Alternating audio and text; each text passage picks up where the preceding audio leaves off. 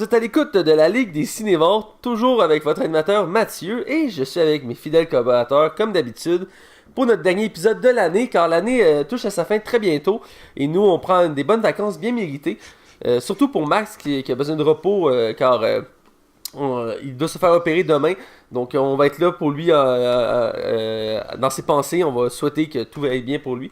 Yes. Donc, alors Max et Hugo, comment vous allez? Hey, ça va super bien. Et toi Max? Pas pire. Pas pire, good. Toi, good. Matt, ça va bien? Correct, écoute, un petit peu malade, j'ai été malade en fin de semaine et ça va un peu mieux. Mais disons que ces temps-ci, j'ai eu quelques moments de migraine et je commence un petit peu à m'inquiéter sur les migraines. Mais en date, c'est correct, regarde, c'est la vie. Mais bref, on parle de quelque chose de fun, on parle de quelque chose d'intéressant. On parle d'un film qui vient de sortir, qui est vraiment intéressant. Je pense que c'est la première fois qu'on parle d'un film d'animation 2 fois back-à-back, parce qu'on a parlé de Ralph la semaine passée. C'est très rare. C'est très rare, en effet. Et là, cette semaine, on va parler de Spider-Man Into the Spider-Verse, ou New Génération en France. Ou ici, je pense que c'est la même chose, ou... Non, suis c'est pas sûr. Spider-Man dans le Spider-Verse, me semble. Ça doit être ça. Ouais, je pense que ouais. Je pense qu'il n'y a pas de changement ici. Bref, c'est un film d'animation. On vous en parle dans quelques instants, mais on va parler aussi de jouets, de Louis José Hood, et ben, c'est pas mal ça. Alors, sans plus attendre, on va du côté des chroniques. Les chroniques. Alors, on est du côté des chroniques, et là, on va parler de ce qu'on a vu et écouté. Et je laisse tout de suite la parole à Max, qui va nous parler de ce qu'il a vu et écouté. Vas-y, Max. Cette semaine, j'ai pas eu beaucoup de temps pour moi. Comme fait beaucoup de choses. Mais j'ai commencé de quoi sur Netflix. Ok. Mais c'est pas une série avec des acteurs, genre. Ok. C'est une série de monde qui font des coups, genre. Ah, ok, ouais. Ouais, je sais qu'il n'y a pas de valeur artistique à ça, mais dans le fond, j'avais le goût d'en parler un peu vite vu que j'ai comme écouté les 20 épisodes en une semaine. Là. Ah, quand même. Ouais, c'est des épisodes de 20-25 minutes. Dans le fond, c'est Impractical Jokers. Je sais pas si t'as déjà vu la série Jokers, justement, c'est comme 4 humoristes qui font des coups au monde. Oui, je sais de quoi tu parles. Mais oui. ça, c'est un concept américain qu'ils ont repris. Puis je trouvais que la version québécoise était bien, mais je trouvais que c'était soft. Mais la version américaine est beaucoup plus trash. Ah ouais? On ose vraiment des choses vraiment plus... Écoute, c'est tellement drôle, là. Tu ris tellement de bon cœur, là. Tu ris vraiment, là. Ils te font des pires coups, là. Puis à un moment donné, c'était comme... Le gars, il fait dans le fond, il y a comme 3 gars qui sont en arrière cachés qui disent à un de faire des mauvais coups, dans le fond. Dans le sens que... Maintenant, le gars doit prendre des photos. Il dit au monde, venez-vous-en, je prends des photos. Fait que là, il demande, mettons, à une femme de s'asseoir. Puis là, les gars font, ok, là, t'enlèves le rideau en arrière. C'est comme le décor pour la photo. Fait que le gars qui arrive pour enlever le rideau, lui, il a aucune idée de ce qu'il y a en arrière. Mais c'est écrit en gros MILF avec une flèche qui pointe vers le bas de la dame, puis il faut qu'il prenne des photos. Puis là, t'as la femme qui est comme. Quoi? C'est tellement drôle, là. C'est vraiment drôle. Y a-tu pas mal de saisons? Il y en a 9. Oh shit, ok. Mais sur Netflix, il n'y en a qu'une, mais il y en a 9. T'as pas besoin d'écouter en français ou en anglais, ça change absolument rien. En anglais, Ouais, pour ce genre d'émission-là, je pense pas que. ouais, juste voir 4 gars rire tout seul, ça fait déjà. Ouais, je me rappelle de la version québécoise. Oui, je me rappelle moi aussi. Je trouvais ça quand même intéressant comme concept, là. C'était quand même drôle. Ouais, ils sont vraiment momon au Québec, par exemple. Ouais, ça, c'est comme tu dis, c'est un peu plus soft, là. Ah ouais, c'est du Corée même, je te dirais. Mais j'imagine peut-être parce qu'on est un public plus difficile, là, parce que j'en ai vu des gags juste pourris, il y en a qui, des fois, ça allait pas super bien. Mais non, écoute, c'est intéressant. Et donc, je vais laisser la parole à Hugo. Oui, alors, moi, j'ai regardé cette semaine « Et si le ciel existait », basé sur une histoire vraie. Ça raconte la vie d'un père qui est pasteur et il s'en va en voyage avec sa famille. Et puis, les enfants tombent malades. Et puis, au retour du voyage, son fils, en fait, tombe vraiment malade et passe proche de mourir. Et puis, il est sur la table d'opération. Et à son retour à la vie normale, il raconte que tout ce qu'il a vécu au paradis, qu'il a quitté son corps, qu'il avait une expérience extra, je dirais pas extravéhiculaire, mais comme Ok, ouais. extrasensorielle, et comme de sortie de son corps. Ok, c'était-tu bon? C'est bon, j'ai aimé ça.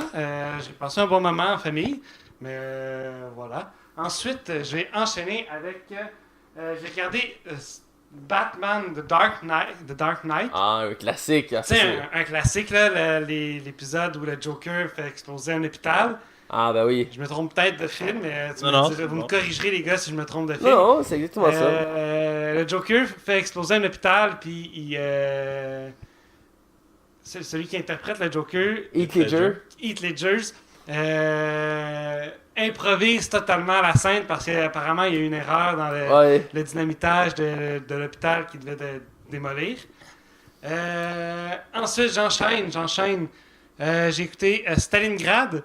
Oui, un autre classique. Un autre classique qui raconte pendant la Seconde Guerre mondiale des soldats allemands, des soldats russes qui se gardent qui s'affrontaient pendant la Deuxième Guerre mondiale dans la ville de Stalingrad. Qui est une des grandes villes de Russie. Exactement. Et j'enchaîne encore avec The Horse Whisperer. D'accord. L'homme qui murmurait à l'oreille des chevaux. Qui est un des premiers films de celle qui fait la Veuve Noire. Scarlett Johansson. C'est le film qui a fait connaître et propulser la carrière de Scarlett Johansson. J'en parle prochainement dans une chronique cinéma. Au retour des fêtes, puis dans nos prochains podcasts. Donc, c'est le premier film vraiment qui met en vedette Scarlett Johansson. Et puis, elle et une de ses amies, dans le fond, l'histoire c'est elle et son ami font une balade à cheval tôt le matin et il y a gelé pendant la nuit et donc essayent de couper par un chemin en pente. La pente est glacée, les deux chevaux tombent et il y a un truck qui arrive. Tu te trouves à être sur un chemin où il y a un truck qui arrive, un chemin forestier, il y a un truck qui arrive et puis son ami meurt. Elle, son cheval est tombé sur elle. A tout tenté pour la sauver. Puis se retrouve avec deux os brisés, le tibia, une double fracture du tibia et du péroné, et sa jambe a manqué de sang, fait qu'elle se fait amputer de la jambe. Et donc, veut tout tenter pour recommencer à faire du cheval. Elle révèle pas toute l'histoire non plus. Et donc, sa mère veut qu'elle guérisse et que le cheval guérisse aussi. Voilà. Ah. Et là, tu vas me surprendre. Là, je vais te surprendre, Max aussi. J'écoutais Stargate, tu sais. Ça fait des semaines que j'écoute Stargate. Ouais, t'es en plein marathon, là. J'étais en plein marathon. J'ai fini la saison 8. Je pense que ça m'a pris une semaine ou une semaine et demie à écouter. Un temps record pour toi, là. Quand même un temps record. J'ai écouté la saison 8. Il me reste 2 saisons à la première saga. C'est toujours aussi bon? C'est toujours aussi bon. Ils réussissent toujours à se renouveler d'une certaine manière. Parce que souvent, ce qui arrive avec ces genres de séries-là, c'est que quand on arrive à peu près à 7-8 saisons, à un moment donné, ça commence à s'essouffler, là. Ben, à partir de la saison 6, on dirait que ça commence à s'essouffler. Mais ils retrouvent des nouvelles intrigues dans la saison 7, fin saison 7 puis dans la saison 8. Puis là, je regardais le Wikipédia de la saison au moins 9. Puis là, ils réussissent à retrouver autre chose. Parce que je l'ai déjà écouté, mais ça date du secondaire, puis j'ai pas écouté tous les épisodes parce que c'était à la TV, fait que j'en ai manqué. Mais je me rappelle que c'était bon, mais à un moment donné, je dois dire qu'il y avait des moments que je trouvais que ça devenait un peu répétitif. Puis là, après, je me lance sur Stargate Atlantis, puis la saison 8 se passe en même temps que la saison 1 de Stargate Atlantis. Et même chose avec la saison 9 de Stargate. Si je me trompe pas, il y a un épisode de Stargate 8 qui, dans le fond, c'est l'introduction de... Oui, à peu près, quasiment. C'est ça, ouais. Je me rappelle vaguement, là, parce que j'avais été intrigué. C'est good, mais lâche pas ton marathon. Merci. Ça va peut-être avoir fini la série avant la fin de l'année. peut-être, ou avant le prochain podcast. Voilà. Donc, c'est pas mal tout pour toi? C'est pas mal tout pour moi, je te laisse y aller, Matt. Ouais, moi, c'est un peu plus bref que toi. J'ai vu principalement 2 films, dont un film avec toi. On a réécouté Venom, qu'on avait déjà vu ensemble, mais c'est avec des amis qui l'avaient pas vu. Donc on l'a déjà critiqué, j'en ferai pas encore une fois ma critique de ce film là. Je sais que c'est un film que Max a beaucoup aimé, mais en mais en tant que tel c'est pas un grand film, mais c'est toujours intéressant d'écouter ce genre de film là plus qu'une fois pour voir d'une autre perspective ce film là, pour constater, prendre plus le temps d'observer le film en détail. Moi j'ai pas trop écouté le film, mais j'ai plus regardé les détails à travers le film pour voir vraiment sa structure. Et effectivement, il y a beaucoup de défauts dans ce film-là. Max, il... C'est plus dur de trouver des qualités que des défauts, là. Ouais, à un certain point, ouais. Puis, je suis d'accord, là. Écoute, j'en disais avec un de mes amis, Yann, qui lui aussi était très avif à ce sujet-là, ce film-là, même s'il l'a quand même apprécié, mais il a constaté qu'il y avait beaucoup de défauts. Et effectivement, entre autres, la copine de Venom, ou Venom en soi, le méchant qui est terrible en soi. Écoute, c'est truffé de défauts. Mais reste qu'il peut y avoir de l'amélioration pour l'avenir, je l'ai déjà mentionné, mais ça reste un film intéressant à observer. Un film de Spider-Man sans Spider-Man, c'est pas rien en soi. Puis j'avais pas catché, mais ça cause vraiment un problème pour Venom d'interagir, dans le sens que il peut pas utiliser la toile, il peut pas agir comme si c'était Spider-Man, parce que il a jamais croisé Spider-Man, fait qu'il a pas les capacités de Spider-Man. Fait que quand il se déplace, c'est comme des grappins à la place. Je trouve ça un peu spécial. Puis au début, ça me dérangeait pas trop, mais en l'écoutant, j'ai trouvé ça un peu gossant. J'avais comme l'impression qu'il cherchait un moyen de s'en servir, mais qu'il était un peu paralysé. Là. Mais bref, c'est ça. J'ai écouté Venom avec Hugo. J'ai écouté Kick-Ass 2. Cette semaine, je cherchais de quoi écouter, puis j'ai regardé les films qu'il me proposait. Puis j'avais vu une critique de ce film-là cette semaine sur une chaîne de YouTube. Et je me suis dit, hey, je vais l'écouter, ça fait longtemps que je l'ai pas vu le 2. Et j'ai écouté le film, puis bon, c'est pour ceux qui l'ont jamais écouté, Kick-Ass 2, c'est un film de super-héros. On suit Kick-Ass, qui est un gars normal qui, du jour au lendemain, va décider de devenir un super-héros et de défendre sa ville. Et donc, il va commencer à être un justicier, et ça va créer un mouvement. Et dans le premier, il va être pas mal tout seul à être un justicier. Mais dans le deuxième, ça va créer comme un mouvement, qu'il va y en avoir plein d'autres qui vont se créer. Il y a même une sorte de ligue qui va apparaître. Et il va les rejoindre et ensemble vont vivre des aventures et affronter leur plus grand ennemi qui est Motherfucker. Et ouais, t'as jamais écouté? J'ai jamais écouté. Le méchant de... Ah oui, j'ai écouté, oui. Le méchant, c'est Motherfucker. Puis c'est plein de caricatures, mais c'est aussi très original comme film. Pour l'aspect des personnages, l'évolution. Kick-Ass, c'est vraiment été une révolution en termes de film de super-héros. Je pense que tout le monde a apprécié ce genre de film-là. J'ai bien aimé le 2, entre autres, parce qu'il y avait Jim Carrey qui était revenu au devant de la scène à ce moment-là. Il faisait comme une sorte de mentor pour Kick-Ass. C'est genre une espèce de soldat avec un chien. Et...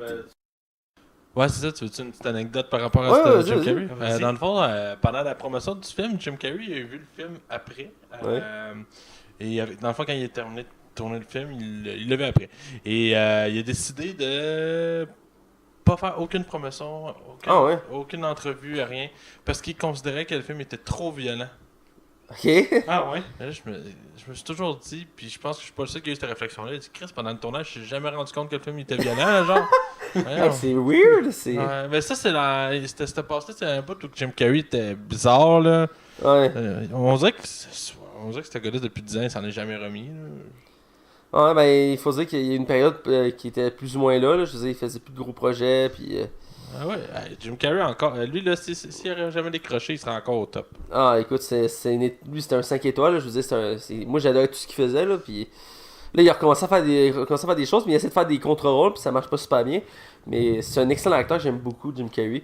Mais bref, ça, Kick-Ass 2, que je l'invite à découvrir, ceux qui l'ont jamais écouté, surtout le premier aussi. Ouais, le premier, il est excellent. Ah, il est excellent, le premier. Là, ça paraît que c'est pas le même réalisateur entre le 1 et le 2. Ouais, parce que le premier, c'est Matthew Vaughn, je crois. Ouais, c'est Mr. X-Men First Class. Ouais, c'est ça. Il disait tout le temps qu'il allait jamais faire de suite, mais il l'a fait pour Kingsman. Ouais. C'était une bonne chose qu'il fait ça, pas de suite, finalement. Ouais. Bref, ça paraît que pour Kick-Ass 2, c'est pas la même personne. Puis pour l'instant, il y a pas de. Il était censé avoir un troisième film, pour l'instant, c'est sur la glace pour Kick-Ass. Moi, j'ai lu qu'il y avait un reboot en préparation. Ah, ça se peut bien parce qu'il me semble que l'acteur qui faisait Kick-Ass a dit qu'il allait pas refaire son rôle de Kick-Ass. Donc. Mais ouais. il y avait une scène dans le générique, je sais pas si vous saviez, du deuxième, à la fin du générique, il y avait une scène Je me rappelle plus. qui annonçait le troisième, c'est que tu avais un monologue de Kick-Ass qui disait qu'il avait besoin d'évoluer pour pouvoir donner quelque chose d'autre, quelque chose de mieux. Puis t'entends juste des bruits de marteau, puis c'est comme flou, puis il dépose juste un casque sur une table, puis c'est son masque, mais en casque. Ah ouais. Il s'est fabriqué une armure pour comme upgrader sa tenue. Puis ça faisait partie de l'évolution des comics. Mais bref, ce serait pas surprenant parce que la BD est toujours si populaire. Puis ils viennent de sortir des suites récemment. Moi, je suis les comics. Il y a des nouvelles versions. Kick-Ass se rend une femme dans la version récente de Kick-Ass. Je vois la face de Max qui est comme what the fuck. Mais c'est le même. Puis il y a un gros spin-off sur Hit Girl qui a voyagé à travers le monde. Puis elle a plein d'aventures. Il était censé avoir un spin-off en film.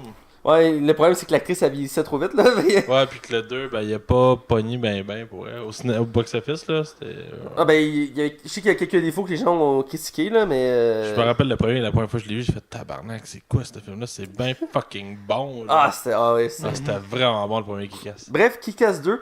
Je vais finir rapidement sur l'univers d'Arrowverse qui regroupe les séries de Flash, Legend of Tomorrow, Arrow. Black Lightning et j'ai dit Supergirl? Bref, je dis Supergirl. Et dans le fond, ils ont fait le méga crossover. Chaque année, à peu près, à ce temps-ci de l'année, ils font un crossover qui unit la plupart des séries. Cette année, Legend of Tomorrow était mis à part, il n'était pas dans le crossover. Bref, ils ont fait un des plus gros crossovers à date de l'histoire de l'Arrowverse. Et il y a plusieurs jours, je l'ai mentionné.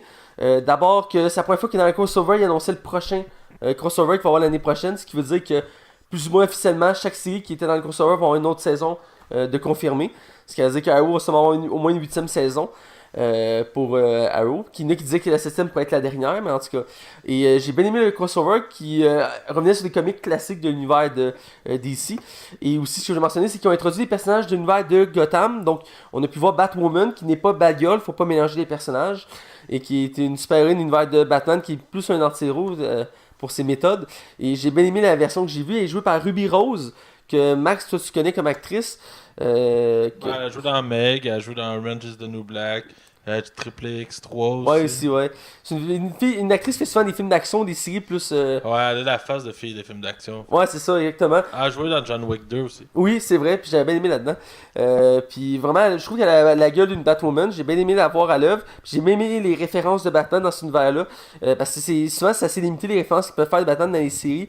Mais dans ce cas-ci, ils sont laissés aller. Ils ont mis quelques belles références. Ça battra pas Titan. Je vais en parler brièvement aussi juste à la fin. Je me rappelle, je vais dire ça. Mais pour Arrowverse, j'ai bien aimé les références. J'ai hâte de voir s'ils vont faire une série sur Batwoman. Puis aussi, j'ai hâte de voir le prochain crossover qui est encore plus big que celui-ci. Puis j'ai aimé aussi voir le fait que. Parce que le crossover de cette année, le concept c'était que Flash est rendu Green Arrow et Green Arrow est rendu Flash. Puis ça, il fait pas bien le costume de Flash. L'acteur qui fait Flash, ça va bien le costume de Green Arrow, mais inversement, effectivement, parce qu'il est plus cut. Ouais. Fait que ça va moins bien le costume de Flash, effectivement. Ça paraît dès le début quand tu vois que le costume. Mais le concept était là, c'est qu'il inversait les deux pour les déstabiliser. Et finalement, ils réussissent à arranger ça. Mais j'ai bien aimé voir ce crossover-là. J'ai trouvé ça un peu dommage que Legend of Tomorrow ait été mis à part. Mais je peux comprendre avec le contexte de la série. Entre autres avec John Constantine qui peut pas marcher avec tous les univers. Donc, mais j'ai bien aimé ça. Une petite mention à Titan qui va avoir la saison finale la semaine prochaine. Qui finalement va avoir 11 épisodes au lieu de 13 de prévu. Parce qu'ils en ont fusionné en cours de route. Et dans le dernier épisode, ils ont sorti un teaser du dernier épisode. Je l'ai vu. Tu l'as vu. Et la grande surprise qu'on s'attendait pas, on voit Batman. Puis on voit Robin affronter Batman dans le teaser. Donc on va voir pour la première fois depuis les années 60 Batman dans une série TV. Parce que la série Gotham, oui, c'est sur l'origine de Batman, mais on n'a jamais vraiment vu Batman en tant que tel. Tu Mais on comprends? le voit pas concrètement, on voit des ombres, tu sais, on le voit de dos ou. Ouais. C'est parce que je pense que le Joker il est comme tué, puis là on se demande si c'est Batman. Ben dans le teaser, on voit vraiment que c'est son costume de Batman pis tout ça, mais on voit pas vraiment sa face, on voit pas. C'est assez fou. Il y en a qui disent que c'est comme un rêve, une nouvelle alternative, quelque chose. Je verrai dans l'épisode, mais j'étais content de voir ça parce que c'est audacieux. Puis ça va sûrement augmenter la popularité de la série parce que Batman, c'est Batman. Là. Tout le monde aime Batman. Ah ouais. Donc j'ai vraiment hâte de voir la saison finale de cette série-là. Bref, c'est tout pour ce que j'ai vu. On va des nouvelles. On n'a pas beaucoup de nouvelles cette semaine. C'est la fin de l'année, donc c'est là que ça se calme pas mal. Malheureusement, c'est comme ça. Et donc, je vais laisser Hugo commencer. Non, moi, je commence avec une nouvelle. Ouais, vu qu'on n'a pas beaucoup. Il y a une belle annonce d'un film qui est arrivé de plus ou moins de nulle part, qui était quand même. Moi, je suis pas surpris en soi de le voir. Ben, ça avait été annoncé, me semble, une couple d'années. Ben, il me semble que ouais, mais en tant que tel, il n'y avait pas eu de projet. Mais là, il l'a annoncé. Bref, il a sorti la première bande-annonce du film Playmobil de Movie. Qui se veut clairement une compétition à Lego de Movie. Parce que dans les jouets, Playmobil se veut un peu un concurrent de Lego. Et moi en tant que tel j'ai jamais eu vraiment de Playmobil. Moi j'aimais pas ça, tu fais comme rien faire avec ces bonhommes-là. Ah ouais? Ah j'aimais pas ça quand j'étais petit, j'ai trouvé lettre en plus. Je vais pas être tout seul là. Ben, comme je te dis, j'ai jamais vraiment joué avec ça, j'en ai déjà un peu touché, mais j'ai vraiment jamais exploré ça. Moi c'était les Lego, je tripais. Bref, ils ont sorti une bonne annonce. Qu'est-ce que vous en avez pensé les boys? Ben, c'est osé quand même s'attaquer à mettre un film pour des Playmobil. Puis s'inspirer de Lego Movie. Puis, Ouais. c'est quand même osé. Bah, je vois pas l'intérêt.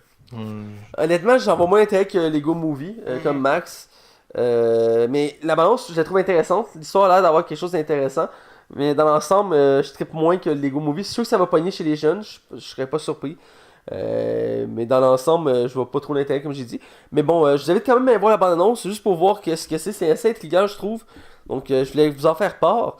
Je vais laisser Max avec sa première nouvelle. Ouais, dans le fond, on a officiellement l'année que le nouveau Doctor Strange va sortir. C'est en 2020. Ah, quand même. Fait qu'on sait que ça va être la phase 4. J'ai hâte que le calendrier de Marvel sort. On sait aussi c'est qui va réaliser le film. C'est Mr. Scott Derrickson. C'est lui qui a réalisé le premier. Il est habitué à la base à l'horreur. Il avait donné quand même un beau produit, je trouve, avec le premier film. Oui. Surtout visuellement. Là. Ah, oui. Le scénario était discutable un peu quand même, mais vraiment, visuellement, c'était un des plus beaux films de Marvel, sans hésiter. Ça osait des choses qu'on n'est pas habitué au cinéma. Et non, je suis vraiment content de son retour. J'ai hâte. J'espère qu'ils vont laisser un peu plus de lustre aux réalisateurs Marvel pour que ça donne. Parce qu'on sent que quand Marvel laisse aller ses réalisateurs, ça donne souvent des maudits beaux projets. Fait que non, j'ai vraiment hâte. Doctor Strange, le premier était vraiment excellent. Ah, moi j'avais adoré le premier, surtout Benedict Cumberbatch, c'est un de mes acteurs préférés. On avait été le voir ensemble, lui, je pense. Hein? Il me semble que ouais, on était voir ensemble, ouais. Et c'est vraiment un bon film, on l'a critiqué. On l'a critiqué. En fait, ça fait longtemps qu'on n'a pas été pas voir un Marvel ensemble. Ben, Venom, on l'avait vu en. Non, On l'a vu ensemble. Ouais, on l'a vu ensemble, Venom. Oui. Il y a eu Spider-Man qu'on n'a pas vu ensemble. Non, c'est ça. C'est ça. Ça donnait mal. Et ça, là, vite, là, Colin, j'étais censé y aller vendredi avec ma job. Ils ont tous choqué un après l'autre. Puis j'ai comme fait, bon, tabarnak. Fait que je demandais aux gars s'ils veulent venir avec moi. Ah, on ressort de là. Fuck! C'est ainsi ça t'arrive une couple de fois. Ah ouais, je suis pas chanceux, là. C'est comme, j'ai demandé à ma soeur, j'ai dit, tu venais voir les films avec moi?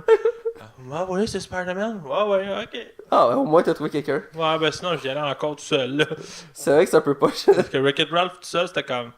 Je me sentais pas à ma place.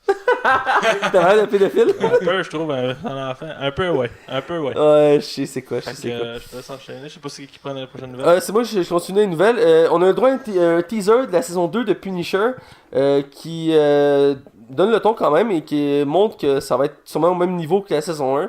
On voit pas beaucoup d'éléments, par contre, on voit quand même l'acteur principal qui est quand même important. Ce qui est cool, c'est qu'on sait que c'est la saison finale. Là. Ouais, ben on peut supposer que la série va être annulée, genre une semaine, peut-être un mois après la sortie de la saison. Parce que c'est plus ou moins officiel que toutes les séries de Netflix, de Marvel vont être annulées. Ils n'ont pas qu'annulé celle-ci et Jessica Jones parce qu'ils étaient en tournage. Donc c'est un peu stupide d'annuler une série quand elle est tournée ou est en post-production. C'est bien la sortir, c'est Ouais, plus ça, rentable de la sortir. Ben voilà, exactement. Donc cet hiver, c'est les 2 dernières saisons parce qu'on va avoir le droit à Punisher en janvier. Et Jessica Jones, je pense que c'est en mars, si je me trompe pas. Et après ça, ben ça va être sûrement la fin pour Netflix et Marvel. Mais les producteurs ont dit, ils nous ont rassuré il y a une semaine ou deux, que tous les personnages qui étaient dans ces séries-là sont pas perdus, ils veulent les réutiliser. Peut-être pas tout de suite, mais bientôt ils veulent s'en réserver pour. Peut-être. Ils n'ont pas mentionné de série ou de film, quoi que ce soit, mais ils disent que ces personnages-là, on va les revoir. Donc est-ce qu'ils vont avoir un nouveau Daredevil, un nouveau Iron Fist, un nouveau Luke Cage à voir? Mais on dit que ces personnages-là veulent s'en réserver parce qu'ils sont populaires, et c'est vrai qu'ils le sont. Puis Marvel a mieux négocié ses droits, hein, aussi. Je vais vous expliquer pourquoi. T'sais, ils ont vendu à Netflix les droits d'exploitation des séries, mais ils ont juste droit à 2 ans si c'est pas la série comparativement, mettons, à Spider-Man, je pense que c'est 7 ans, là. Fait que là, ils ont comme 2 ans. S'ils font rien pendant 2 ans, ben les produits retournent chez Marvel. Aïe, ok. Fait que, Ouais, d'après moi, ça va ressembler à ça. Ils ont appris, je pense. Ouais, ils ont appris, ouais. Ben maintenant, Disney, Marvel Studios, ils plus. Ils veulent récupérer toutes leurs licences, ils ont compris leurs erreurs, puis là, ils ont quasiment tout récupéré. Fait que. La seule affaire qu'ils ont pas, c'est Spider-Man, mais je pense que c'est pas une mauvaise chose. Fait que... Ben, t'oublies qu'ils ont pas Hulk non plus. Ouais, c'est vrai, mais on s'entend que. Mais Hulk, c'est comme l'exception, là. C'est comme une. Ouais. Ben, je trouve que si Marvel ravait les droits de Spider-Man, je pense qu'on n'aurait pas eu le droit à un film comme Spider-Man Into the Spider-Verse. Peut-être bien parce que Disney, pas Disney, voyons.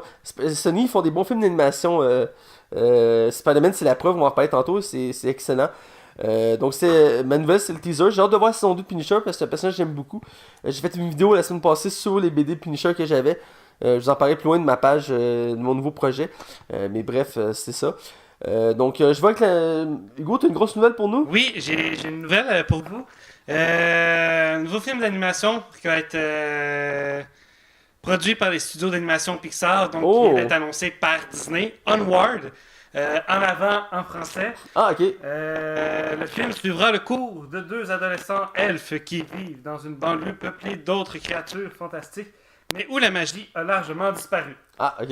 Les centaures vont fast-food et les elfes sont équipés de smartphones. Je suis en train de lire le synopsis pour ceux qui n'avaient pas compris. Ah! Les 2 adolescents vont tenter d'utiliser le peu de magie qui reste pour passer une dernière journée magique avec leur père, décédé lorsqu'ils étaient encore enfants.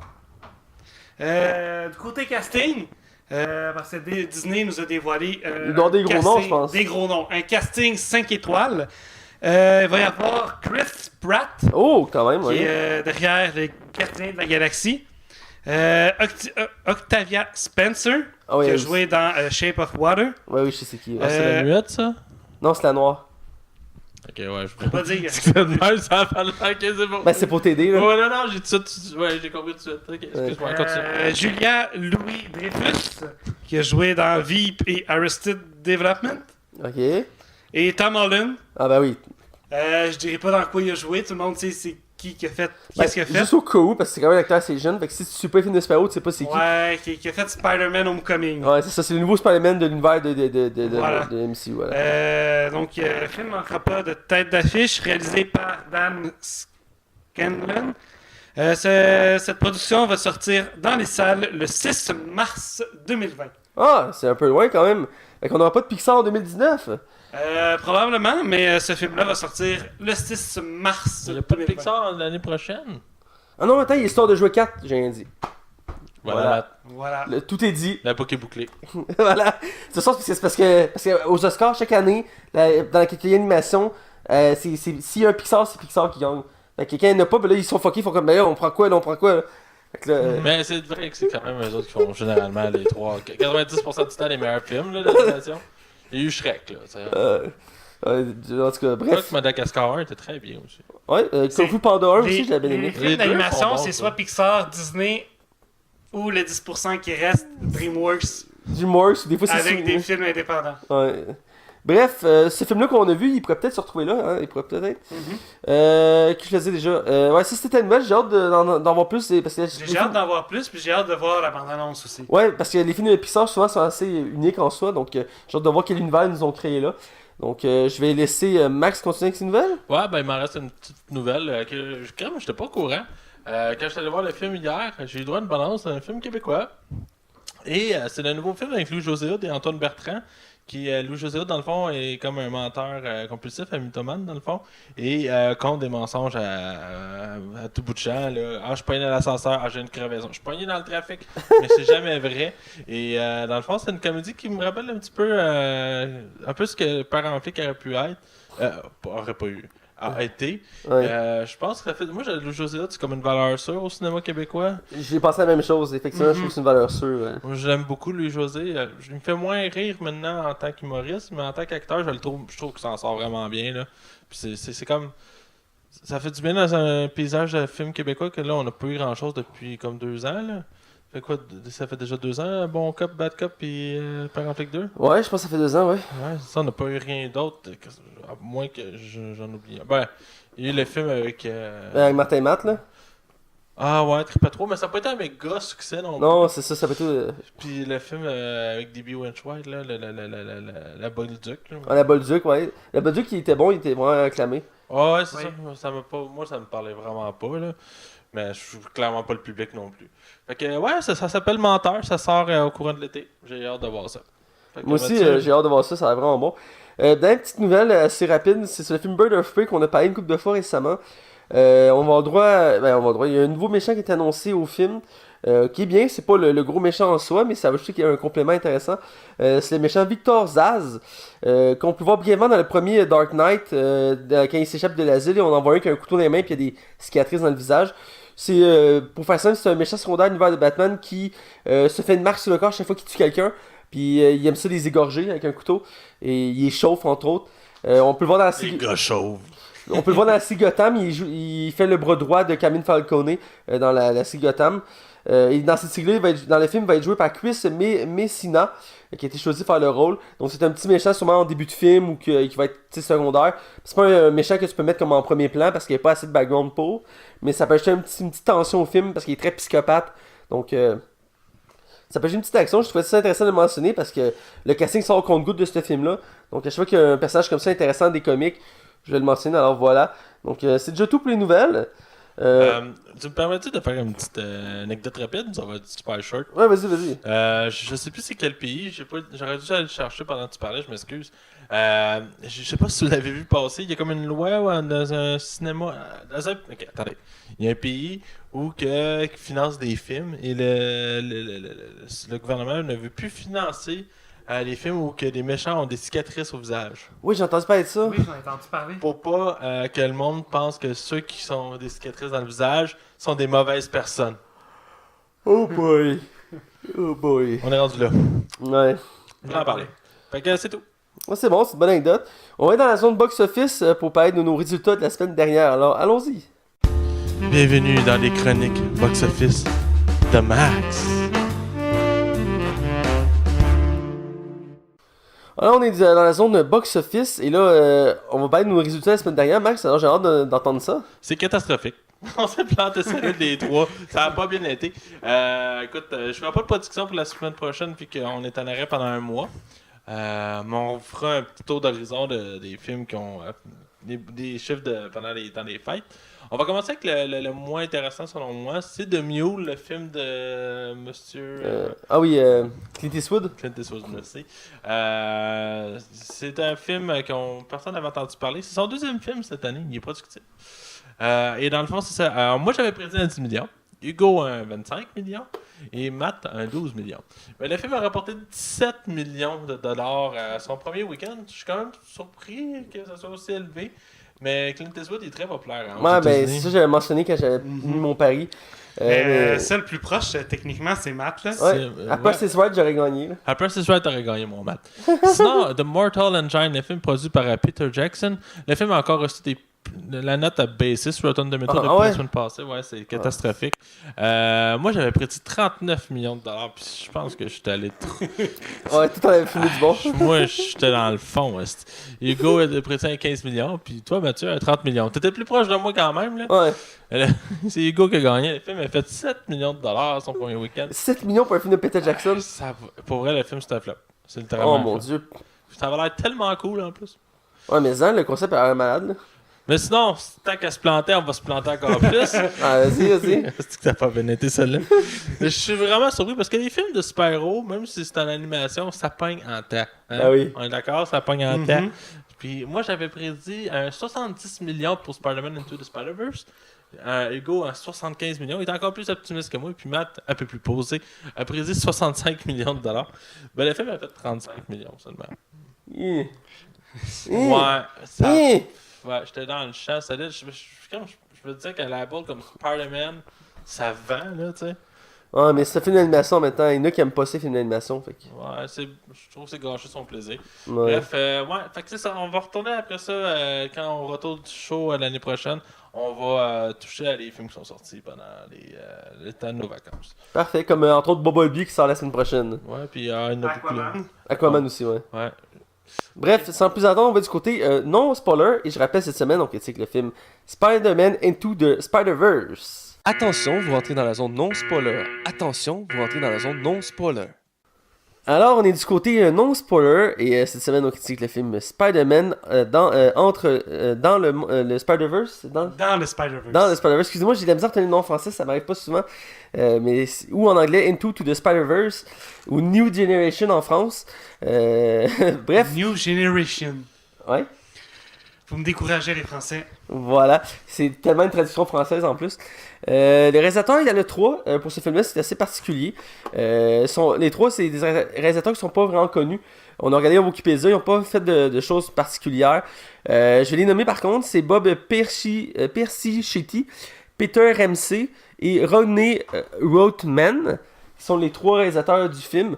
Comme j'ai mentionné, ils n'ont pas fait de choses particulières. Il y a juste Peter Ramsey que je peux le dire vite là. Et c'est le seul qui a vraiment fait de quoi de concret. C'est lui qui a fait Monster vs Alien. Ah, ok. Le film d'animation là, avec le blob bleu. Là. Ouais. C'est ça. Ah, ok, bon, ouais. C'est pas ça. Ou le président qui joue du piano, genre devant le vaisseau Alien. Ah! Oui, j'ai déjà vu. Parce que, bref. Côté acteur, on a quelques noms, quelques gros noms du cinéma dans ce film-là. Je vais les nommer, même si ici on parlera pas trop de leur qualité d'acteur parce que ça fait une animation.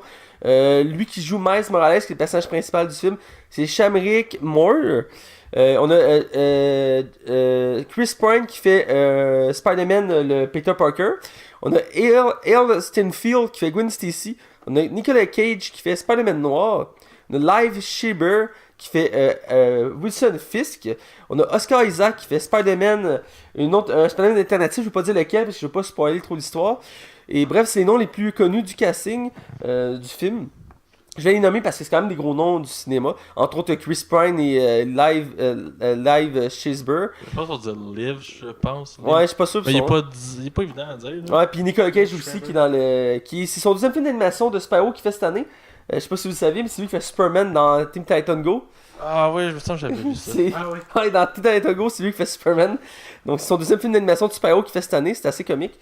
Bref, c'est produit par Columbia Pictures et Sony et Marvel. Parce que why not? Et c'est distribué par Sony parce que c'est Sony. Et côté critique, c'est intéressant à observer. Metacritic, on a donné 87% d'avis positifs, ce qui est excellent. C'est très bon sur Metacritic. Là. Ah, généralement, ils sont plus sévères. Et le public est au rendez-vous avec un 85%, donc c'est dans la même lignée. Mais Rotten Tomatoes sont d'une générosité assez intense. 97% d'avis positifs, c'est quasiment parfait comme film. Et le public, légèrement en deçà, à 95%. Ce qui est très bon encore. Ah, ben oui. Ça prouve en simple que c'est un excellent film à voir, absolument. Donc, je vais te laisser avec le budget. Budget de 90 millions, qui est quand même pas trop cher pour un Spider-Man, calculant que je pense que c'est Spider-Man 3 qui avait coûté pas loin de 300 millions. On est loin de ça. Et un budget de 35... un box-office de 35 millions, mais on est quand même qu'au premier week-end. Et Noël s'en vient bientôt, fait que les vacances. Parce que dans le monde du box-office, chaque journée de Noël, pendant les congés de Noël, est considérée comme un samedi. Fait que chaque journée est ultra payante. C'est pour ça que les Star Wars sortaient pendant les fêtes. C'est du génie, c'est du génie. Fait que c'est ça, je te laisse y aller. Good. Alors, pour mettre en contexte l'histoire, c'est quoi? Eh bien, on est le l'univers de Marvel Spider-Man et on suit Peter Parker qui est dans New York. C'est un Spider-Man de 22 ans qui a une vie bien construite, il y a une blonde, tout ça. Et 24 ans. Il me semble que c'était 22, j'avais vu, mais c'est on s'en fout. parce que le deuxième, il est 26, en tout cas. Tout ça pour dire qu'on suit son histoire et il va croiser l'univers de Miles Morales, qui, lui, est un jeune garçon qui a une vie assez banale et qui, du jour au lendemain, va se faire piquer par une araignée comme Spider-Man et il va devenir, lui aussi, à son tour, un Spider-Man. Et dès le début du film, il va vivre une tragédie et qui va le placer comme qui va le faire réaliser qu'il doit être super-héros. Et en parallèle, on va découvrir aussi le multiverse. Pour ceux qui ne sont pas familiers avec le concept, eh bien, c'est le fait qu'il existe plusieurs univers en parallèle d'une autre. Pour mettre un exemple concret, Hugo, dans cette taille ici, est ici présent avec nous, il fait son podcast. Mais mettons, dans un autre univers, Hugo est né roux. Alors, il a une vie différente vu qu'il était roux. Il a été battu, il a été humilié, il a été insulté. Ça, c'est dans une autre version. Ou dans une autre version, il décide de vivre sa passion des bananes à fond. Il est allé vivre à Miami et faire sa propre plantation de bananes.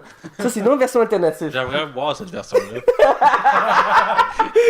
J'aimerais voir ça. Moi aussi, c'est le concept, c'est que dans chaque univers, il y a une version différente. Je le vois avec son bandana puis ses bananes. Tellement. Tellement. Bref, c'est le concept. Et dans l'univers de Spider-Man, eh bien, c'est qu'on découvre, c'est qu'il existe une variété infinie de Spider-Man. Et dans ce film-là, on va en croiser quelques-uns qui vont devoir s'entraider pour éliminer un ennemi commun. Donc voilà, je pense que j'en dirai pas plus pour pas trop révéler l'histoire du film. Comme je disais, on peut pas vraiment parler des acteurs parce que vu que c'est un film d'animation, c'est pas évident de parler de leur jeu d'acteur. On allait le voir en français là. Aussi. Parce que le film d'animation, c'est pas grave, là, c'est en français. Et voilà. Et donc on va aller juste avec la critique générale du film, simplement. Donc je vais laisser la parole à Hugo. Ouais, moi j'ai bien apprécié le film. Je m'attendais à pas grand chose. On avait découvert Spider-Man dans le Spider-Verse, dans les post-crédits de Venom. Oui. Si je me trompe pas. Oui. Pour moi, c'est une découverte. Je n'avais pas entendu parler avant. Donc, ça m'avait intrigué. J'en allais voir le film, j'ai fait wow! J'ai vraiment apprécié, j'ai vraiment aimé la qualité du dessin animé aussi. Puis tous les détails, comme, mettons, ils ont une expression, tu vois les apostrophes sur les côtés. Ouais. Ou quand il y a un sentiment, la même chose, un apostrophe sur les côtés du visage. J'ai bien apprécié ça, j'ai passé un bon moment. Max? J'ai vraiment beaucoup aimé ça. Mais vraiment, là, je pense que c'est un des meilleurs Spider-Man qu'on a eu depuis. Le deuxième Spider-Man de Ouais, Sam Raimi. ouais, je pense que, oui, à ce point-là. D'ailleurs, il y a une référence dans le film de ce film. Ouais, le bout de danse, là. En tout cas, on reviendra là-dessus. Ça, mais il y a aussi le train. Ouais. Ben, il y en a plusieurs, en fait. Ouais. Il y en a vraiment beaucoup. Sérieusement, c'est vraiment excellent, là. C'est vraiment un des meilleurs. Je pense que c'est le meilleur film d'animation que j'ai vu cette année. C'est extrêmement rythmé. C'est jamais. Tu sais, j'avais un peu peur que le visuel me gosse. Puis finalement, c'est tellement beau, c'est tellement artistique. Il y a vraiment comme. On n'a jamais vu ça avant. Carrément, Ah ouais. j'ai jamais vu ça. C'est super. J'aime ça le fait que ce soit Miles Morales, là, le personnage principal, puis que Peter Parker soit comme un mentor. Je trouve ça cool. J'aime vraiment. J'ai peut-être juste le design de Fisk que je. Peut-être juste ça que je suis comme pas sûr. Je viens de mentionner aussi. Ouais, mais sinon, mais généralement, là, c'est un film qui est extrêmement bien écrit, très très drôle et aussi extrêmement touchant par moments. Il y a vraiment des bouts, j'ai eu des larmes aux yeux tellement que c'était vraiment bien écrit. Puis c'est les gars de 21 Jump Street qui ont écrit le scénario. Je pense que c'est pour ça que le film est aussi drôle. Là. Ils sont ultra talentueux, ces gars-là. Bref, c'est vraiment là écoute, ça frôle le chef-d'œuvre pour eux. C'est vraiment bon. Écoute, moi aussi j'ai adoré le film, j'ai aimé le style qui était dans le film, j'ai aimé les dessins, la musique, l'ambiance, et les effets dans ce film-là, l'histoire. C'est très drôle, mais en même temps c'est très profond. J'ai vu quelques petites choses qui m'ont dérangé un peu, Wilson Fisk, qu'on va reparler. Mais dans l'ensemble, c'était bien. J'ai mis toutes les références, entre autres aux autres films de Spider-Man qui ont eu lieu, mais aussi à l'univers en général de Spider-Man. On voit un paquet de méchants de Spider-Man, j'ai bien aimé ça. J'ai aimé voir ça, l'univers, le fait que ce soit pas Peter Parker, c'était rafraîchissant. C'était vraiment bien. Même si, pour ma part, je préfère Peter Parker à Miles Morales. Ouais, moi aussi, là, mais. Mais c'est bien de le voir parce qu'il était conçu comme ça à la base. C'est pour comme relancer l'univers de Spider-Man et il le fait bien. C'est vraiment un bon personnage à suivre. Ben, je trouve ça cool qu'en parallèle, on peut avoir Miles Morales, genre en animation, puis Peter Parker en vrai. Ouais, exactement. Je trouve que ça fait un bon compromis, genre. Ça aurait pu être bon, ça aussi. Genre un C'est mélange de dessin animé et de vrai. Non, je trouve que ça a son charme. Ça a son charme. Ça a son charme d'être dans même, ça permet d'avoir aucune limite. La façon qu'ils font les scènes, tout ça. Voir ça en vrai, ça serait pas la même chose. J'aimais ça aussi, le look Street Heart. Ouais, Genre aussi. que c'est très graffiti. Ouais, graffiti, ouais. C'est super coloré, là. Ben, j'ai mis l'ambiance, la musique, tout ça. Il y avait comme la une musique musique était hip-hop vraiment qui jouait tout le temps. Ça mettait vraiment ça montrait vraiment que Miles Morales avait son propre univers, même si c'était dans l'univers de Spider-Man. Vraiment, c'est un des meilleurs films d'animation que j'ai vu. Surtout cette année, entre autres, mais dans l'ensemble, là, c'est vraiment très bon. Ben, je pense que pour moi, c'est comme une surprise cette année, genre. Ouais, J'avais hâte, mais j'avais pas tant d'attente. Finalement, j'étais ses fesses tout le long, genre. Je suis le seul. Ou... Non, moi aussi, je m'attendais à ce que ce soit bon, mais écoute, c'est un niveau vraiment excellent. Puis écoute, c'est un film à voir absolument. Si on est amateur ou pas de super-héros, c'est quand même à voir parce que ça nous fait voyager, ça nous fait découvrir un nouvel univers. Vraiment, c'est à voir. Donc, je pense que c'est le moment d'aller du côté dans la zone non-spoiler. Alors, allons-y sans plus attendre. Attention, vous rentrez dans la zone spoiler. Attention, vous rentrez dans la zone spoiler. Alors, on est du côté spoiler. Et là, on va parler du film en détail, de ce qu'on a aimé, ce qui nous a surpris, tout ça. Et donc, je pense qu'on va commencer du début avec le concept du film, qui, comme je disais, qu'on a mentionné, pour une fois, c'est pas une histoire sur Peter Parker, c'est sur Miles Morales. C'est un personnage qui est un peu moins familier pour le grand public, même quand même peu familier parce que c'est la première fois qu'on le voit au grand écran. Ce qui est quand même une bonne chose parce que je veux dire, il est récent, là, je veux dire, c'est bien de l'avoir mis là. Il a pu le faire en vrai, ce qu'ils n'ont pas fait, et je pense que ça s'y prête bien comme ça en film d'animation. Mais bon, bref, on vient au film. Je veux vous entendre parce que il y a beaucoup de choses à dire sur ce film-là. Je pense qu'on peut commencer avec une scène qu'on a aimée. Je pense que ça pourrait être un bon point de départ. Je vais laisser Max y aller en commençant parce que je commence souvent par Hugo, fait que je vais avec Max. Moi j'ai aimé. Là, tu me prends un peu par surprise. Ben, écoute, je vais loin dans le film, on reviendra en arrière. J'ai beaucoup aimé la scène que. C'est comme un mélange de touchant et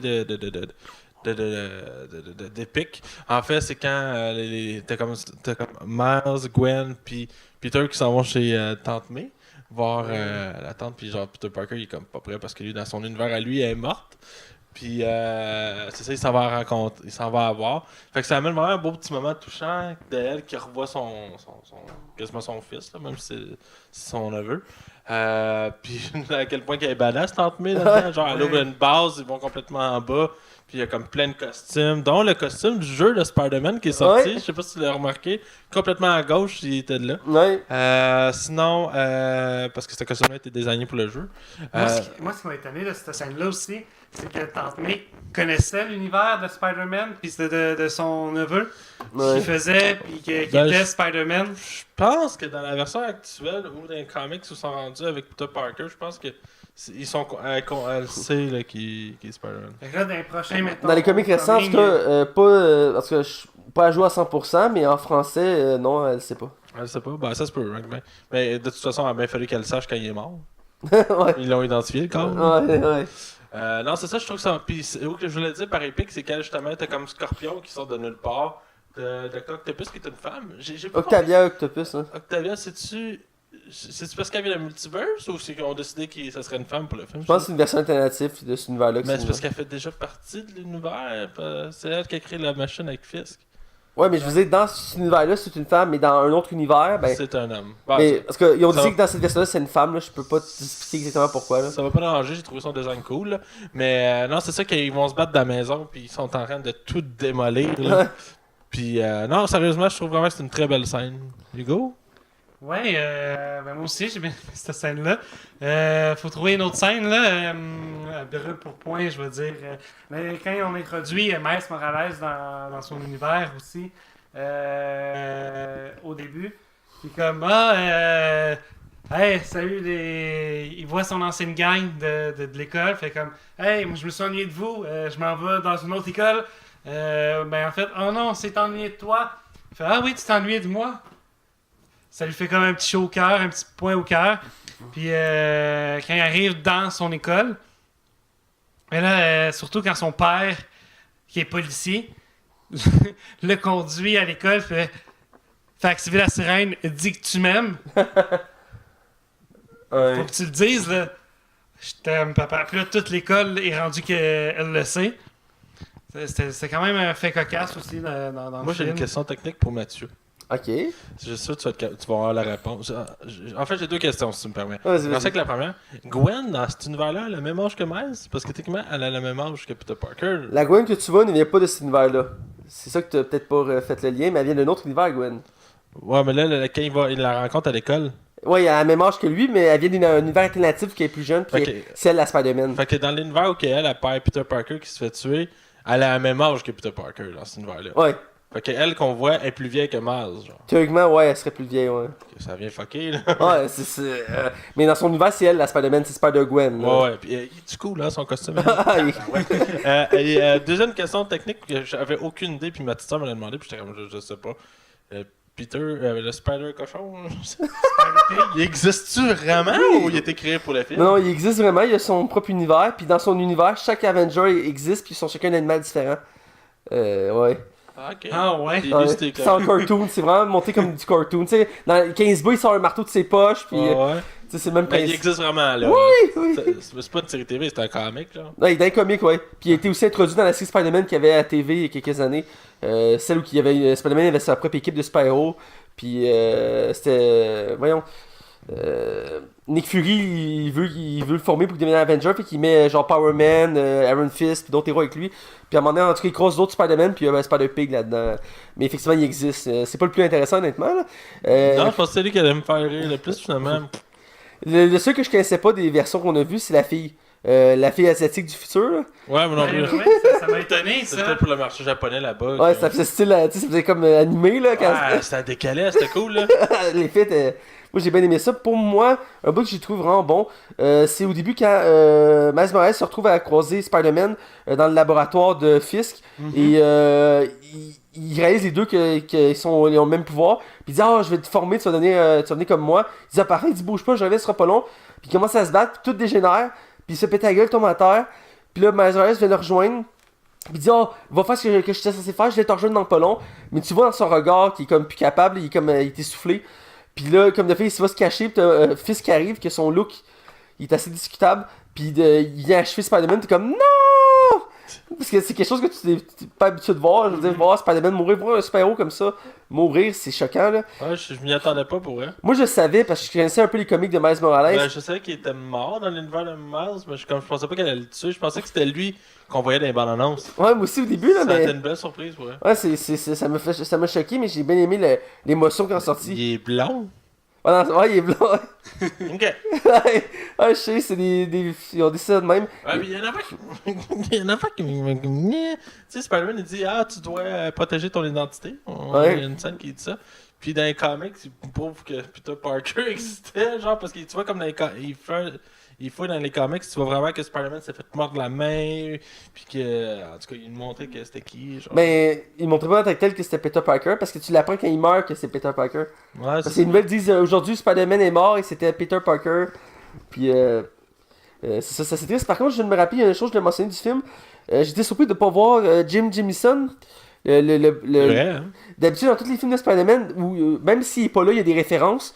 Dans ce cas-ci, j'ai pas vu de référence à ce personnage-là. Pourtant, il est très emblématique de l'univers de Spider-Man. Il est même très important. Tu me rappelles, c'est qui C'est le directeur du journal où Peter Parker travaille. Ah ouais, on s'entend, là, mais Miles Morales, c'est pas encore en âge d'aller travailler dans un journal. Oui, là. mais dans l'univers de Spider-Man, d'habitude, on le voit même dans la série. Souvent, il est rendu avec son blog, puis on le voit sur les écrans de Times Square. Puis il a pas dit que Spider-Man c'est l'ennemi public numéro 1. Parce que j'aurais vu vouloir avoir des références. Dans le jeu vidéo, c'est même un podcasteur. Ouais, il fait des émissions, là. L'ennemi public, puis tout, là. C'est vraiment bon. Il dit qui est vraiment le méchant voyons, crime, j'ai un blanc. Electro ou Spider-Man? Qui a fait le plus de dégâts? Je vous laisse réfléchir là-dessus. Il y avait des pouvoirs que je savais pas que Miles avait. Oui, moi je le savais, mais j'ai jamais vérifié pourquoi. Mais pour le distinguer de l'autre Spider-Man, parce qu'à la place de faire juste une copie-collée, ils ont donné des capacités différentes. Il peut devenir invisible, comme on a vu. Il peut créer des chocs électriques, ce qui est assez particulier. Mais effectivement, c'est ses pouvoirs qui le différencient de Spider-Man, puis ça lui permet d'avoir des aventures un peu différentes. Je trouve ça bien. Mais effectivement, moi je trouve que c'est une bonne version de Miles Morales de ce film-là. Juste qu'on s'arrête un peu sur Fisk, parce qu'on a fait plusieurs fois qu'on le mentionne. Ouais. On dirait que je suis pas sûr que ça dérangeait son look. C'est dommage, c'est le méchant je trouvais principal. trop finalement. gros. C'est un personnage ennemi, mais je trouvais comme beast puis trop gros pour un personnage. On est loin de la version de la série Daredevil, là. Non, c'est ça, mais j'ai comme deux opinions sur ce Vas-y. personnage. J'ai trouvé que son personnage faisait beaucoup de sens parce qu'il était comme tragique. Parce que sa femme et son gars sont morts. Puis là, on comprend pourquoi il essaie d'aller chercher d'autres dimensions pour aller chercher sa femme et son gars. Mais c'est vrai que son design m'a gossé parce que il n'y a aucun personnage qui est comme excentrique de même, à part lui dans le film. Dans le sens qu'il n'y a aucun méchant ou gentil qui est comme des traits comme ultra poussés comme lui, genre. Sa carrure, à part le père de Miles, hein, mais ça c'est une caricature d'un policier. Mais ça tient debout. Ouais, Là, ça tient debout. là il est comme fucking large, mais genre large. Puis le pire, c'est que son bras droit, qui est Tombstone, qui est un méchant aussi de l'univers de Spider-Man, dans les comics d'habitude, il est assez cote. Là, il est mince. Et là, il est mince, puis il est en veston cravate, genre. Tu sais, ils ont comme voulu l'éloigner d'un peu de son look, ça m'a troublé un peu. D'ailleurs, on peut le voir dans le jeu vidéo. Là-dessus, il a perdu sa femme et son fils, mais c'est à cause de lui-même. Il a essayé de tuer Spider-Man qui voulait contrecarrer ses plans. Puis sa femme et son fils sont comme, mais qu'est-ce que tu fais? Ouais. Puis ils s'en vont. Puis comme, c'est à cause de lui qui est mort, c'est à lui qui devrait s'en prendre, pas à Spider-Man. On cherche toujours un coupable quand il arrive quelque chose comme ça, tu sais, je veux dire. Moi, j'aimerais revenir sur les introductions des autres Spider-Man. Oui. À chaque fois qu'un Spider-Man est introduit, on raconte son histoire. En résumé, ouais. En résumé. Fait que le premier Spider-Man, le deuxième Spider-Man en fait qui était introduit, Peter B. Parker qui a perdu finalement sa femme, puis qui est rendu dans un appart, puis qui commence à manger. Il est rendu obèse quasiment, gras, puis il se fait revenir. Mais vous êtes gras à chaque fois qu'on le croise. Puis ensuite, c'était qui est introduit? C'est Gwen... Gwen Stacy, ouais. Gwen Stacy, Spider-Gwen. Spider-Gwen, puis après, t'as les trois autres back-à-back. Les trois autres, back-à-back, en un bloc, ils font comme... Bon, ben, voici notre histoire. Bref, vous avez compris. Finalement, c'était pas si long que ça. Ouais, puis à la fin, Thomas Morales qui fait la même chose, il dit... je vais vous conter mon histoire, ça fait maintenant 2 semaines. Pendant 2 semaines, je croyais être pendant 2 jours, je croyais être le seul Spider-Man de l'univers. Maintenant, je sais que non. Puis... J'ai trouvé drôle aussi le shot que Miles découpe ses pouvoirs puis colle des mains sur ses main ou c'est sur des oiseaux. Puis il est comme ses buildings, Ouais. puis il est comme de côté, Oui. puis il fait comme la crêpe un peu en même temps, puis t'as Gwen qui le regarde dans les airs, puis il fait comme ok, ça c'est bizarre. Là. Ouais, C'est puis vraiment il essaie de trop refaire le cheminement puberté. il essaie de faire le cheminement du vrai Spider-Man parce qu'il va à un building, il monte en haut, puis c'est le building où Spider-Man a sauté, puis il est en haut, il regarde, il fait comme ok, c'est trop haut, il redescend. Ouais, c'est ça. Parce que c'est Harry dans la salle. là. Il regarde un autre immeuble, fait ok, lui est assez haut, il remonte. D'ailleurs, c'est une scène qui a été reprise aussi dans le film de Sam Raimi quand il découvre ses pouvoirs, il monte sur un building, puis il saute, puis il se pète la gueule, puis il se cogne. Mais j'ai bien aimé le fait qu'il voulait comme faire le même parcours. Puis je veux aussi mentionner, tant qu'être là, au début quand il introduit le premier Spider-Man, ils font plein de références à tous les films. Puis j'ai aimé le fait qu'il y a le train entre autres qui arrête avec les Ouais. étoiles. Il danse dans la rue quand il allait. Ok, bon, non. Il danse. Ouais, il veut pas en parler. Ah, il dit on en parlera pas. Puis il y a plein de petites références comme ça, j'ai bien aimé ça. Puis fuck, j'ai oublié mon point. Vas-y, continue. Mais ça, puis j'ai mis aussi, ben, je m'attendais à avoir plus de méchants de Spider-Man, mais il y en a eu quelques-uns. On a eu principalement Fisk, comme on a déjà Mais mentionné. son oncle, l'avez-vous deviné que c'était son oncle? Je connaissais pas tant l'univers de Miles Morales, fait que je savais pas que son oncle était un méchant. C'est le rôdeur. Ben, moi, je m'attendais à. On dit Oncle Ben est mort, et Oncle Ben qui meurt. Je fais, oh non, venez pas me dire qu'il a été tué par quelque chose. Mais finalement, on apprend que son oncle, c'est le méchant aussi du film. Ouais, ben. Ben, Un méchant. peu crève-cœur. C'est comme un mercenaire qui fait ça pour gagner sa vie. Puis là, Un peu comme Veuve Noire, là. ouais. Un peu le concept. Puis ouais, ils le disent à un moment donné dans le film, c'est tout le monde, tous les Spider-Man vivent un moment tragique. Toi c'est ton oncle, moi c'était Peter, l'autre c'est mon oncle, tu sais. J'ai trouvé. Puis étrangement, le personnage de Spider-Pug, là, il dit vraiment une phrase que j'ai trouvé touchante. Il a comme les yeux pleins d'eau, puis il dit ben maintenant on peut pas sauver tout le monde. J'ai vraiment fait comme oh, pauvre petit cochon. Ouais. Ah ouais, c'est vrai. J'ai bien aimé la version Octopus qu'on a vu dans le film parce que je m'y attendais pas. Ouais, moi non Si plus. on voit une scientifique, elle commence à interroger Spider-Man, tout ça. Puis elle est fascinée, puis là, elle dit je veux pas m'en profiter pour te tuer. Tu fais comme quoi? Puis elle enlève son sarrau, puis là ses tentacules sortent, t'es comme hein? Puis là j'ai bien. Tu veux savoir qui que je pensais que c'était? Je Vas-y. pensais que c'était comme le même personnage que dans Venom. Tu sais, la Ouais, fille qui va ça- chercher. Oui! Je pensais que c'était elle. Je me disais, ah, c'est-tu à cette Ah, personne? même look, c'est vrai. Ouais, c'est la première chose qui m'est venue en tête. Ah, ouais. c'est vrai, hein, j'avais pas pensé sur le coup, mais ouais. Finalement, non. Mais j'ai bien aimé son look de ça. Mais comme je disais, on n'a pas vu beaucoup de méchants. On a vu quelques-uns rapidement dans l'introduction du premier Spider-Man. Mais c'était déçu de prendre Fisk comme méchant principal, je trouve. Je m'attendais pas à ça, je savais pas. Mais je pense que c'est pour faire différent parce que s'il aurait pu mettre. Ben, en fait, on voit le Gobelin Vert au début, mais reste que si tu reprends le Gobelin Vert ou Octopus ou. Tu sais, comme principal, c'est du déjà vu, fait qu'il voulait comme surprendre un peu comme dans le jeu vidéo. Là, ils ont pris Fisk. Ça faisait quand même intéressant comme histoire, puis ça faisait aussi un parallèle avec les versions qu'on avait vues, entre autres, de Ouais. la série Daredevil, parce que c'est un peu le même but qu'il a, c'est d'avoir sa femme. Puis dans la série, il n'y a pas encore d'enfant, mais c'est de protéger sa femme et tout ça, puis là-dedans, ça fait sens, comme tu dis. J'ai quand même aimé ça, mais j'aurais voulu voir comme plus de méchants. Le Gobelin Vert, il est expédié assez rapidement. Ouais, il est immense aussi. Mais dans ce univers-là, je le savais dans les comics, et dans cette version-là, c'est un vrai gobelin.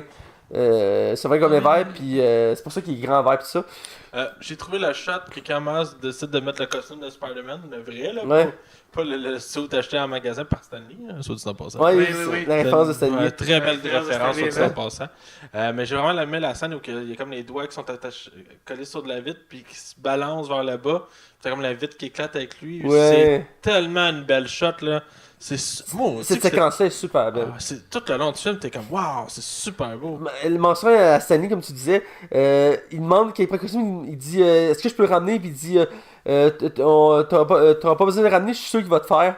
Puis il sourit, puis tu sais, Il va se faire, ou qu'un jour, il va te faire. ouais, ou qu'un jour il va te faire. Fait que là, puis il y a une pancarte à côté de non remboursement, non retour. C'est ça. Fait que là, il prend le costume puis il s'en va.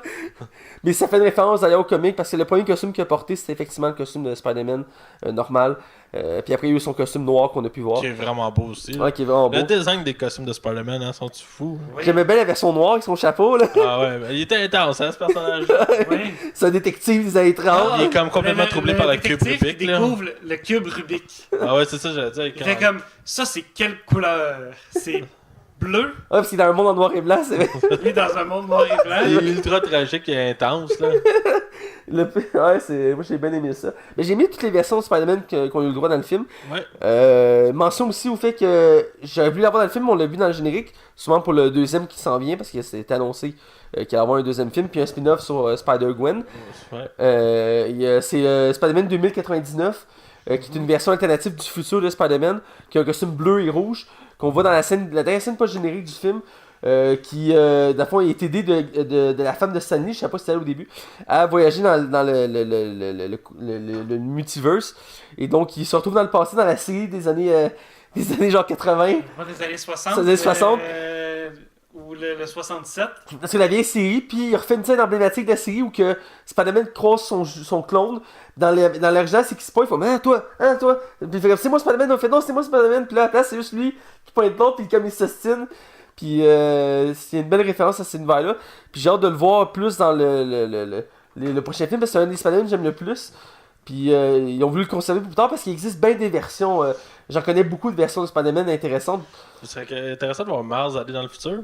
Tu sais, genre pas le futur vient à lui, mais lui aller dans le futur. Ouais, ou dans un autre univers aussi. Ouais. Ça peut être intéressant. Je le verrais bien voyager à travers des univers dans le prochain film. Tu sais, il va d'univers en univers pour élire quelque chose. Parce que dans la série, ils l'ont fait à un moment donné, puis c'était vraiment cool. À un moment donné, il va dans un monde alternatif où c'est le Moyen-Âge. Puis dans ce monde-là, Spider-Man, c'est un chevalier en armure rouge. Puis Octopus, c'est genre, il y a une machine genre qui est faite genre robotique là. En tout cas, c'est vraiment cool. Mais j'aime dans Spider-Man, c'est un truc qu'il aime faire, c'est de créer des versions alternatives. Il y en a des vraiment intéressantes et on en a vu quelques-unes et ça fait la charme du film. Sinon, pour le reste du film, Je pense qu'on a fait le tour. on a fait pas mal le Je tour. pense aussi. La fin est quand même bonne. Un peu longue, par exemple. Un petit peu longue. Puis est touchante, mais je vous dis, ce que je trouve un peu stupide, c'est qu'on n'a pas attendu d'avoir vaincu le méchant avant de s'en aller. Parce qu'il dit allez-vous-en, chaque Spider-Man s'en va. Puis à la fin, Miles se retrouve tout seul contre Fils. Puis Ouais, je pense que c'était comme pas prouvé qu'il était prêt, je pense. ouais, Il était prêt en même temps. au début, ils se battent. Puis Et t'as le deuxième Spider-Man fait t'es sûr que je peux m'en aller, je peux t'aider. Fait non, va-t'en, sinon tu vas rester pris puis tu vas mourir dans mon univers. Puis c'est au moins, tu sais, il y a son père qui arrive. Il fait allez, relève-toi, Spider-Man. Mais tu sais, tout le long du film, le père fait comme Spider-Man, là, je l'aime pas, il est ci, il est ça. Mais c'est là qu'il arrive, fait comme allez, Spider-Man, relève-toi. Parce que tu sais que les enfants l'aiment, Spider-Man. ouais. J'avais des enfants dans la salle qui criaient, qui étaient comme ah ouais, Spider-Man, lève-toi! Ben, il y avait le petit gars, l'arrangeant avant de nous, à notre gauche. J'ai eu l'impression qu'il était hyper actif, que le film était un peu trop long pour lui. Ben, Il était non, debout à un moment donné, puis je jouais avec les chaises devant lui. C'est l'affaire avec les enfants, moi.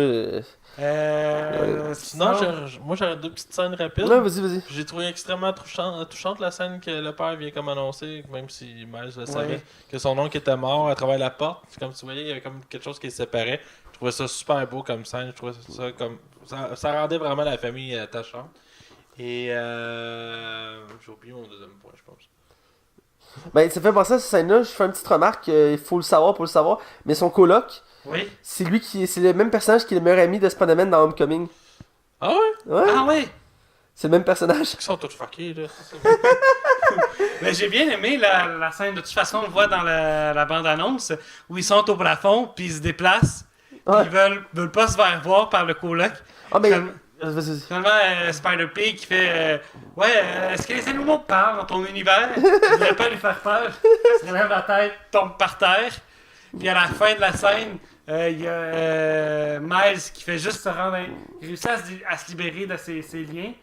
Puis il se rend invisible, son coloc se lève, regarde autour de lui, se rendort. Ok. J'ai bien aimé la séquence qu'on avait vue dans la fin de Venom. On l'a revu ici en plus complet parce qu'il avait coupé des morceaux. Mais j'ai bien aimé ces séquences-là qui croisent l'autre Peter Parker et Ouais. qui partent dans une espèce de.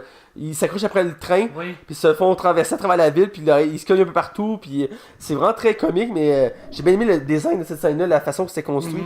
En tout cas, j'ai bien aimé voir cette scène-là. J'ai trouvé ça vraiment une belle scène d'animation. Tu as autre chose à ajouter? Non, c'est bon. Bon, ben je pense qu'on est rendu au moment de la note. Ouais. Good. Fait qu'on va faire un tour. Je vais laisser Hugo commencer. Oui, moi j'ai bien aimé le film, j'ai apprécié, j'ai passé un bon moment. J'ai hésité, j'étais pas sûr de quoi donner comme note, mais je vais donner un 4 sur 5. J'ai bien aimé. Ok, Max? Moi, j'ai trouvé que c'était super rythmé. Il y a beaucoup de stock, par exemple. mais c'est super beau, c'est très drôle, c'est bien construit. On a des méchants que j'aime beaucoup dans le film. J'ai trouvé vraiment le design, la façon que les personnages sont montés. Comme c'est la première fois qu'on les voit, Miles, c'est la première fois qu'on le voit à l'écran. Puis on s'attache automatiquement à lui, on se reconnaît, on sent la tristesse quand il y en a, on sent. Puis crime, c'est un film d'animation, là, c'est un film tellement bien écrit puis tellement bien réalisé. Je trouve que c'est quasiment un cas d'école, ce film-là. Moi, j'étais pas down d'avoir des films d'animation de super-héros, mais c'est pour avoir de la qualité comme ça. Écoute, je vais en manger, je suis prêt, là, je suis down. Puis pour vrai, peut-être que ma note va sembler un peu exagérée, mais je donne un 4.5 sur 5, puis j'hésite même pas une seconde. Je trouve ça excellent. Écoute, je pense que tes meilleures notes cette année. Ouais, définitivement, il se retrouve dans mon top 10 l'année prochaine. Moi aussi, il va se retrouver dans le top 10. C'est clair. Moi, je vais dans la même direction que vous. Ce film-là est très bon, il est excellent. L'animation est folle, l'histoire est bonne, c'est rafraîchissant, c'est drôle, mais c'est profond. Les méchants sont intéressants à voir, l'histoire a du sens. J'ai bien aimé le concept du multiverse, donc tout ce qu'on a dit. J'y vais aussi, mais moi j'y vais qu'un 4 sur 5, comme Hugo. C'est une note amplement méritée. J'ai pensé à donner un peu plus, mais j'ai essayé de rester plus posé. Donc, il mérite amplement un 4 sur 5. C'est un excellent film à voir et à découvrir. Donc, c'est déjà tout pour le podcast. Écoutez, c'est le dernier de l'année. On vous souhaite un bon temps des fêtes. Et on est hâte de vous revoir l'année prochaine. On l'a déjà mentionné, mais on va devenir filmé pour l'année prochaine. C'est l'évolution de notre podcast et on veut que notre podcast évolue. Donc, on a quasiment tout l'équipement qu'il faut pour pouvoir faire un podcast filmé. Ça s'en vient vite, là. Ça s'en vient vite. Donc, on a prévu pour le premier épisode de l'année prochaine, théoriquement. On devrait le faire filmer, donc ce serait vraiment bien. Donc c'est ça pour la Ligue des Cinévores. On va être pour l'instant en attente, mais puis voir nos spin-offs. Moi puis Max, on a parti chacun un spin-off, si on peut dire, de chacun de notre côté. Max j'ai oublié comment ça s'appelle déjà? Le jeu inoubliable. Les jeux inoubliables, ou qui parlent des jeux qu'il a le plus aimé à travers ses expériences de jeux vidéo. Puis moi, c'est de Matt Bellec 2.0, où que généralement je parle de mes lectures BD ou des BD que j'ai déjà lues. Et je parle aussi d'univers geek, pas juste des films, mais des séries, puis tout ce qui touche. Comme ça, je touche un plus large contenu. Et bref, c'est ça, je vous invite à découvrir les deux. On est tous les deux sur Facebook et sur YouTube. Sinon, vous pouvez me suivre moi, Mathieu Belprévost, sur Facebook, Max Taillon sur Facebook et Twitter. Vous pouvez suivre Hugo Maze sur Facebook. Et vous pouvez suivre la Ligue des Cinévores partout: Facebook, Twitter, iTunes, YouTube, RZO, Balado Québec. Vous pouvez nous suivre aussi sur le 109 CHI les samedis soirs dès 20h. Donc, c'est déjà tout. On vous dit à l'année prochaine et restez à l'écoute. Joyeuses fêtes. Abandonne